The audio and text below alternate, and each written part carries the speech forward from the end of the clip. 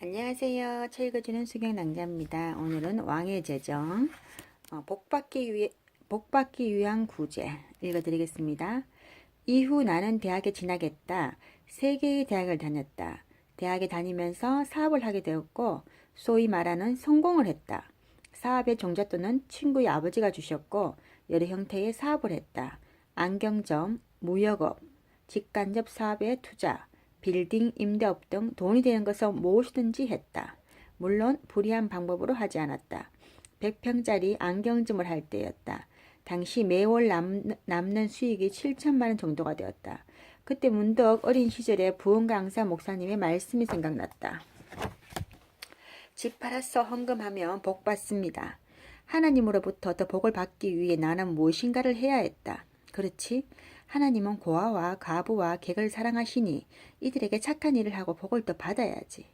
나는 어려운 이들에게 안경을 무료 또는 원가로 해주기로 결정하고 각 학교와 동사무소에 공문을 발송했다. 가난한 사람들의 형편에 따라 공짜 또는 원가로 안경을 드립니다. 그리고 속으로 계산했다. 5만원짜리 안경을 하루에 10개 해주면 50만원, 한 달이면 1,500만원이 드네. 이 정도면 충분히 감당할 수 있어.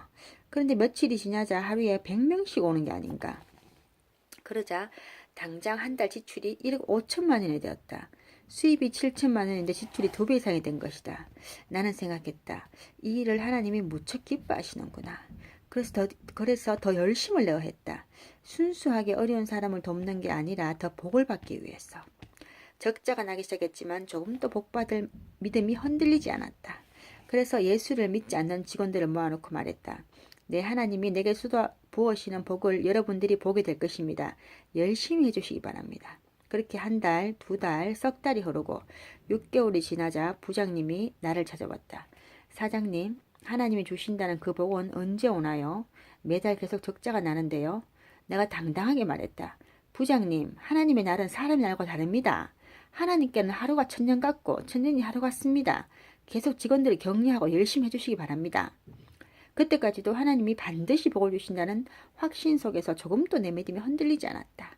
한 방이면 끝난다. 아버지 축복 한 방 주세요. 그렇게 3년이 지나자 나는 완전히 망했다. 아마 망하지 않았다면 지금 또 그 일을 하고 있었을 것이다. 그런데 성경의 이런 종류의 믿음에는 한 방이나 대박이 없다는 것을 나중에 알았다.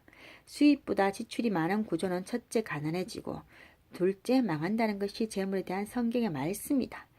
매월 수입을 몽땅 다 써버리고 카드로 쓰고 카드론 대출로 쓰고 마이너스 통장으로 쓰고 또 신용대출과 담보대출로 쓰는 것이 수입보다 지출이 많은 구조이다. 재정의 구조조정을 반드시 해야 한다.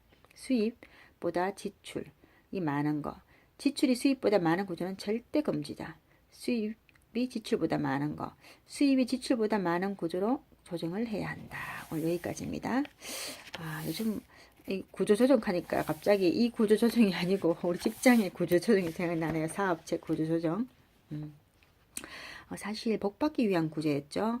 그러니까 내가 진정으로 이웃을 사랑하는 마음이 아니라 내가 이렇게 하면 하나님이 해줄 것이다. 여러분, 우리 그런 마음 하나님 모르실까요? 알죠. 근데 우리가 아무리 선한 의도를 한다 해도 내한테 사실 분수에 지나쳤잖아. 그죠?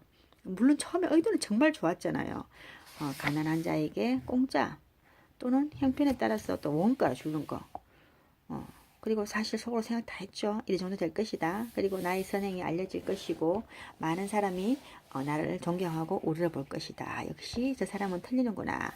예수 믿어서 틀리는구나. 이렇게.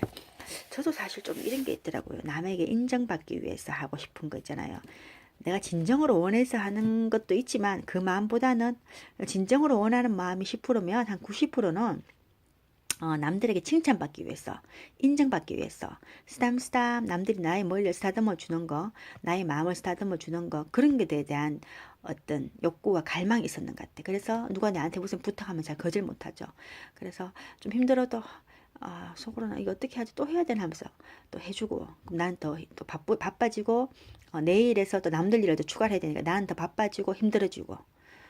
그래도 사실 제가 아직도 거절을 잘 못해. 누가 무슨 부탁하면 이것 좀 해줘 이러면 잘 거절을 못해. 왜냐? 저 사람이 나를 싫어하면 어떡하지? 내가 이제까지 천사 이미지를 내 나름대로 사람들이 나를 봤을 때 이미지가 있는데 거기에 금이 가면 어떡하지? 거기에 혹시 데미지가 되면 어떡하지? 이런 마음이 있는 거예요. 근데 하나님 다 아시죠? 우리 마음을.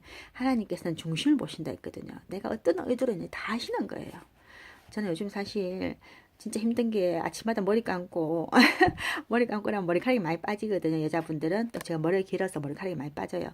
근데 옛날 같으면 이제 하수도 있는 거 이제 모아서 감고 이제 물로 다 뿌려서 그 모아서 그냥 죄송합니다. 그냥 변기통에 버렸어요. 근데 이제 하나님과 가까워지고 또 제가 그 절개 듣는 동영상에 그 목사님이 있거든요. 저 목사님이 지금 목사님 된지 모르겠어요. 선교사님인데 목사님 신학 공부한다는 얘기가 들었는 것 같아요. 데이비드 마이 암즈라고 그분 선교사님께서 그러시더라고요. 하나님한테 기쁘시게 하는 것보다는 하나님을 기쁘시게 하는 것 중요하지만 그보다는 일단 하나님이 싫어하시지 않는 것을 먼저 하는 게 중요하다 이러더라고요. 저는 그 말 듣고 있잖아요. 망치로 뒤통수 한 대 콱 맞은 것 같았어요. 쾅 하고 있잖아요. 그래서 이제 제가 머리카락을 그냥 변기에 탁 넣으려 하다가 그 말 딱 생각나는 거예요. 내가 하나님을 기쁘시게는 하지 못할 망정 하나님이 싫어하는 일을 하지 말아야 되겠다. 참 이게 무섭더라고요. 그게 계속 생각나는 거예요. 그리고 제가 옛날에 있잖아요. 차가 모닝이었어요. 한 8년 탔나? 모닝인데 차를 바꿨거든요. 바꾼 지 오래되진 않았어요. 아반떼로 바꿨는데 옛날 모닝 차에는 뭐가 있었냐면은 그 극동방송에 빨간 그 로고 있잖아요. 90.3 뭐 헤르츠 이래가 주파수가 딱 나와 있어. 그럼 사람들한테 저 라디오 사이트 채널을 한번 들어봐야 되겠다 생각도 나고 저게 뭐지? 이런 호기심도 주고 사실 간접 선교거든요. 그거를 이제 차가 처음 나올 때부터 팔 때까지 다시 제가 그걸 팔 때까지 계속 붙여놨었어요. 근데 지금 좀 회개합니다. 이 시간을 통해서. 근데도 사실 저는 그 90.3을 흰 차에 빨갛거든요. 90.3에 그걸 붙이고도 신호 위반도 많이 했고요. 과속도 많이 했고요. 다른 사람들이 안 보면은 막 지나갔어요. 그리고 내가 운전을 아주 참 잘한다고 생각했어요.